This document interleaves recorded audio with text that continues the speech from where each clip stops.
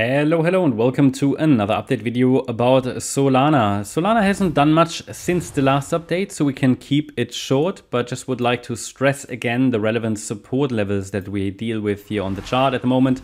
The price is currently dancing in one of these support ranges, and it seems to be respecting it. At least we see a reaction, a small reaction, at least a slowdown of the price, but not really a strong buy reaction.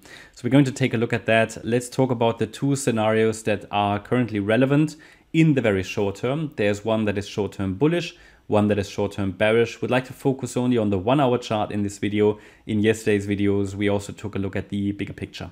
So looking at this here, we are dealing in the most bullish interpretation I can offer with the yellow wave count. Okay, so the yellow wave count assumes, and the main thesis is, that a larger degree fourth wave bottomed on the 23rd of January.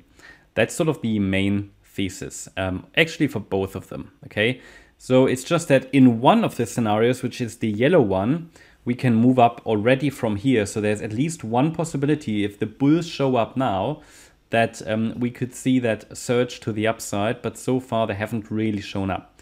The idea is that this was a 1-2 setup, yeah? And the idea is that this here was a WXY structure in wave 1, so it's a bit of a corrective pattern.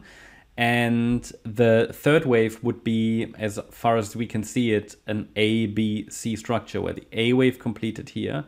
The B wave pullback might have completed here.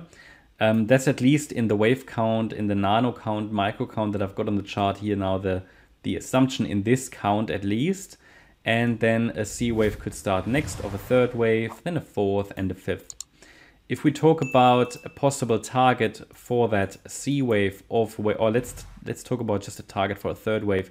Take the length of the wave 1, we go to the low of the wave 2, and we normally look for anything above the 1.236 extension, so $135 plus for a third wave. That gives you at least a bit of a ballpark figure.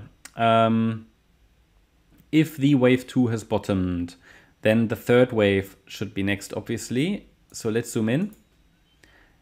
Can we keep that scenario alive at the moment? Yes, because the market rallied in what looks a little bit like a 5-wave move. Obviously, we're in a very small time frame now.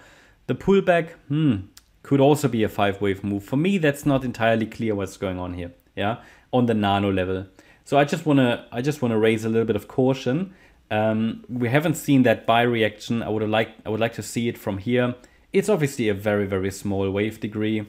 But if there is a reaction from here, and if we see a break above the wave 1 high at $115, the third wave should start to unfold. Next structural resistance is then here around $118.50, which means in the very short term against that support range, especially the $107.35 level, the upside pressure is high. Yeah. At least there's a chance for a bullish outcome. Not entirely confident, because it could also be that this B wave is resetting. That would be the next short-term bearish option. It wouldn't change really the assumption. It would just mean that, yep, wave 3 or even wave 1 of C never happened. Yeah, so that means, okay, what's the line in the sand here? We have a support at 107.35. Below that level, it's going to get a bit more bearish. Yeah, below, I mean, at least this direct upside, I wouldn't really, let's say, believe it anymore. I would not watch for it anymore. This is an area to watch for it. But then there's a very clear invalidation point, which is at $105.60. So that level is an invalidation point at $105.60. And if that crosses, I cannot maintain this micro count anymore. Would it really change a lot? No, it would just lead to a change of the microstructure and would mean that this B wave is resetting a little bit lower. If this B wave is resetting a little bit lower, then this would still mean that the wave 3, Roman 3, could have started already. Just means that the wave 1 of C of Roman 3 hasn't started yet. So all it does is to allow us to track a support area that would then be a little bit lower. I haven't put that on the chart because it does overlap with the orange one anyway. At the same time, if that immediate level breaks and we get invalidation of the immediate upside potential, then the orange count will also come into focus. So that means here, this move up was an A wave. The move down is a B wave pullback, and it could be like that A, B, C in wave B, and then we start a C wave from there.